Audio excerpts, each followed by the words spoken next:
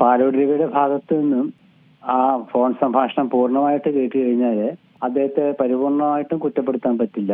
പക്ഷേ അദ്ദേഹം അതിൽ ഉപയോഗിച്ച ചില വിശേഷണങ്ങൾ ഒരു DCC പ്രസിഡന്റിന് യോജിച്ചതായിരുന്നില്ല.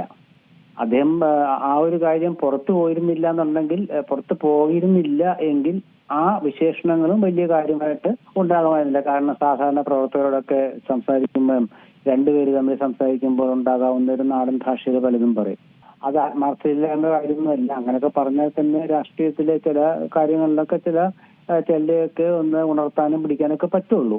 പക്ഷെ ഇതിൽ അദ്ദേഹത്തിന് സാധാരണ കമ്മ്യൂണിസ്റ്റുകൾ പറയുന്ന പോലെ ജാഗ്രതക്കുറവുണ്ടായെന്ന് വെച്ചാല്, അദ്ദേഹം സംസാരിച്ചയാൾ ഒന്നാമത്തെ കാര്യം തുല്യരായ അവരോടല്ല സംസാരിച്ചത്, ഒരു ബ്ലോക്ക് ഭാരവാഹിയോടാണ് സംസാരിച്ചത്. അപ്പൊ ബ്ലോക്ക് ഭാരവാഹിയോട് സംസാരിക്കുമ്പോൾ ഉപയോഗിക്കേണ്ട ഒരു വിശേഷണം അല്ല അദ്ദേഹം പ്രയോഗിച്ചത് എന്നാണ് കോൺഗ്രസ് നേതൃത്വം വിലയിരുത്തിയിട്ടുള്ളത്. അത് അദ്ദേഹത്തിന്റെ ഭാഗത്തു നിന്ന് വന്ന ഒരു നോട്ടക്കുറവ് തന്നെയാണ്, സംശയമൊന്നുമില്ല. പക്ഷെ മൊത്തത്തില് ആ വീഡിയോ കേൾക്കുകയാണെങ്കിൽ അത് സാധാരണ കോൺഗ്രസ്സുകാർക്ക് അതിൽ പ്രത്യേകിച്ചൊന്നും തോന്നാറില്ല, എല്ലാവരും പറയുന്ന പോലൊക്കെ തന്നെയാണ്. പക്ഷെ നമ്മൾ അത് പുറത്തേക്ക് ഈ സംസാരം വന്ന ശേഷം പിന്നീട് അതിന്റെ ഗൗരവത്തിലൊക്കെ എടുക്കുമ്പോൾ ഇങ്ങനെയൊക്കെ വിശേഷിപ്പിക്കാമോ എന്നൊരു ചോദ്യം ഉന്നയിക്കപ്പെട്ടാൽ അത് ആ ചോദ്യത്തിന് ഉത്തരം ആണ് KPCC കണ്ടെത്തിയത്, രാജി വെക്കുക എന്നുള്ളത്. അപ്പൊ അദ്ദേഹം രാജി വെച്ചയുടെ പ്രശ്നം തീർന്നു, മറ്റേ ആളെ പുറത്താക്കുകയും ചെയ്തു.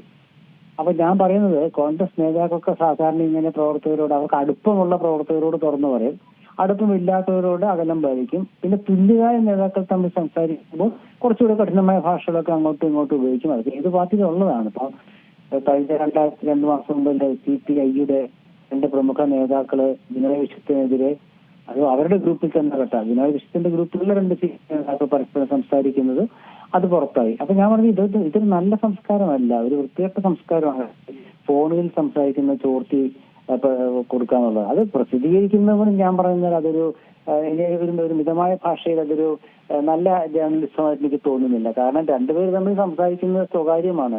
ആ സ്വകാര്യത പുറത്തേക്ക് വരുമ്പോൾ, പുറത്തേക്ക് ഒരാൾ കൊണ്ടു കൊടുക്കുമ്പോൾ അതെടുത്ത് പബ്ലിക്കിനെ കേൾപ്പിക്കുക, അതൊരു നല്ല പത്രപ്രവർത്തനമായിട്ട് എനിക്ക് തോന്നിയിട്ടില്ല. പിന്നെ ഇപ്പോഴപ്പോ അങ്ങനൊന്നും ഇല്ലല്ലോ, എല്ലാം എയറിൽ പോയി അത്ര തന്നെ.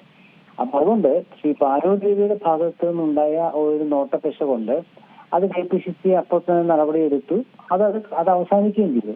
പിന്നിപ്പോ ഇത് ഈ സമയം കുറച്ച് വളരെ എന്താണ് പറയാ നിർണായകമാണ്.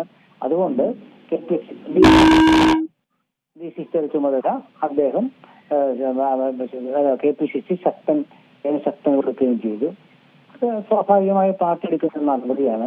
പുതിയ DCC പ്രസിഡന്റ് വരുന്നവരെ ഉള്ളൊരു നിയമനമായിരിക്കാമത്. എന്തായാലും ഇത് KPCC നടപടിയോടുകൂടി ഈ പ്രശ്നം തീർന്നു എന്നാണ് എന്റെ ധാരണ.